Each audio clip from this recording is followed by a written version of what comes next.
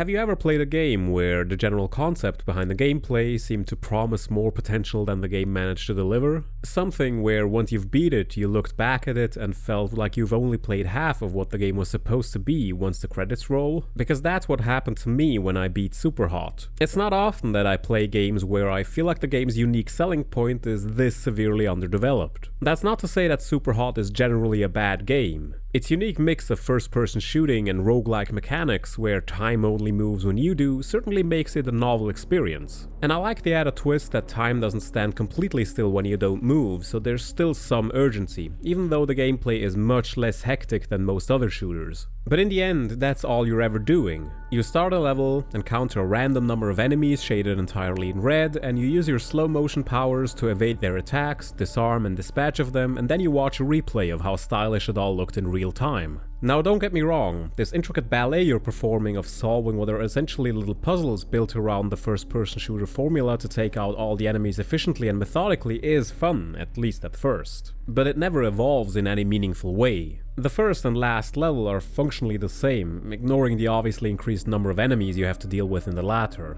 Sure, sometimes levels don't have guns and you have to deal with enemies with melee weapons or just using your fists, and later levels introduce the ability to switch bodies with enemies, but that's hardly a noteworthy evolution of the core concept. To me, it just feels like the idea of time only moving when you do could have been used in more varied and creative ways than just spawning a bunch of faceless, nameless enemies for you to kill over and over again in equally nondescript levels that don't follow any sort of coherent narrative. And it's not that I can't stomach abstract level design or a focus on mechanics or that I require 100% realism all the time. But the levels are styled after locations that you could encounter in reality, even if they're rendered in a stark bright white. A better game would have found a way to tell a story through its environments, or at least through its dialogue scenes. Because running around these white levels isn't the only thing you're doing. In-universe, you're actually just some schmuck sitting in front of his computer playing video games and chatting with their buddies. So at least the developers understand their audience, if nothing else. Superhot, within the quote-unquote lore of the game, is a video game passed around between players through word of mouth. The narrative leans heavily into metafiction. You know, the game tries to glitch out on purpose, so your real keystrokes do nothing, and it even forces you to quit the application and restart it. That would be cute if there weren't already a bunch of games that pulled it off better. Never mind that this is a dangerous tactic, because if the game boots you out, there's a distinct chance that some players will just quit your game outright if they feel like not dealing with this sort of stuff. And even then, the story it tries to tell through all its meta filters isn't worth elaborating upon in the slightest, because that would mean I was thinking harder about it than the actual writers did, and they admit as much. Beyond the challenge modes, there are also terminals you can find in the levels, each of which gives you a rather cryptic answer to a question you can pose. And there's one particularly straightforward one in there that pretty much confirms that there's nothing deeper hiding here, just killing red dudes. To me, this just reeks of someone choosing to prioritize style over substance. The narrative is irrelevant, the level design is sparse and entirely disjointed, and the mechanics it chooses to therefore put front and center, while novel at first, lose their charm even after the short 2-hour runtime of the game.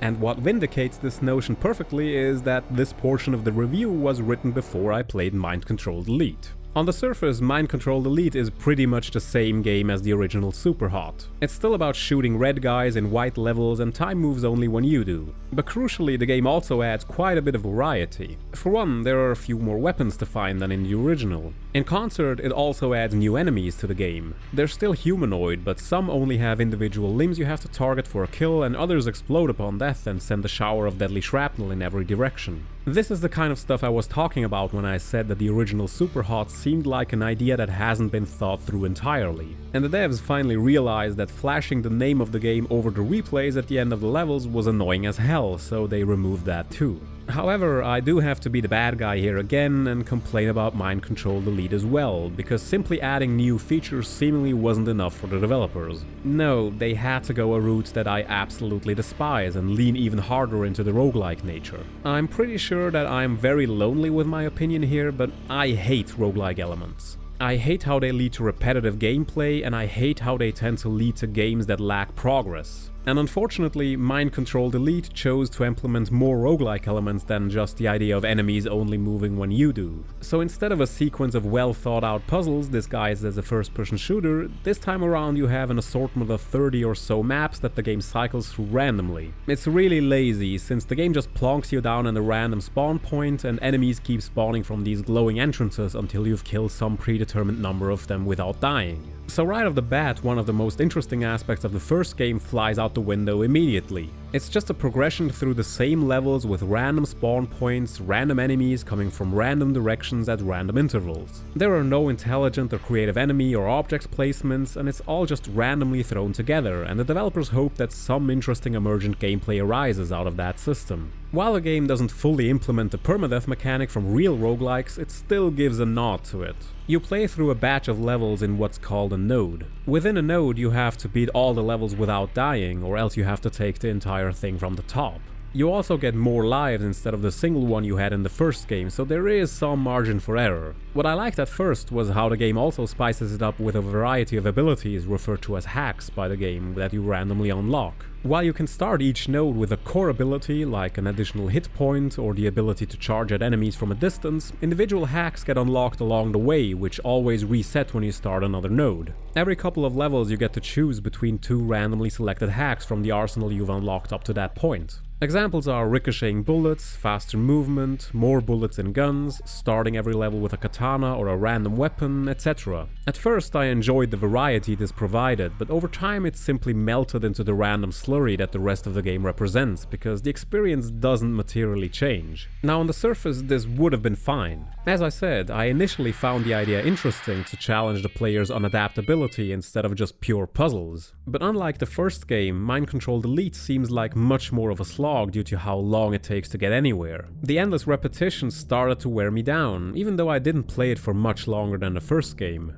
I just knew that what lay in front of me was more of the same. Sure, maybe a new hack or the unkillable boss enemies changed the dynamic somewhat, but it's still just doing the same thing repeatedly with no context. And the worst thing is that the game consistently taunts you that you'll never find anything other than the same thing you've been doing here. It's almost as if the game wants to use its repetition to chastise its audience for wanting more Superhot once the first game was over, and so the developers passive-aggressively obliged and gave you more of the same just to shut you up. I'm almost willing to laud this kind of reaction, to use a game as a source of criticism of its audience like Spec Ops The Line did, if it weren't for the fact that this was a game sold to people for money who were just asking for more of the stuff they enjoyed. And since I wasn't that big of a fan of the first one, all it did for me is give me a reason to not play any further. Because it flat out told me that there'd be nothing for me to find there. And who knows, maybe that's not true and it was just an attempt at reverse psychology. But if it was, it failed on me, because it was the final reason why I didn't want to continue with a game whose formula already didn't appeal to me all that much to begin with. Now, would I recommend Superhot? Sure, maybe if you get it at a discount. Play its 2-hour campaign and be satisfied with what it has to offer and ignore Mind Control Delete entirely. You'll probably feel like me in the sense that the game feels like a somewhat incomplete experience, but at least you won't get bored and needlessly antagonized by the sequel.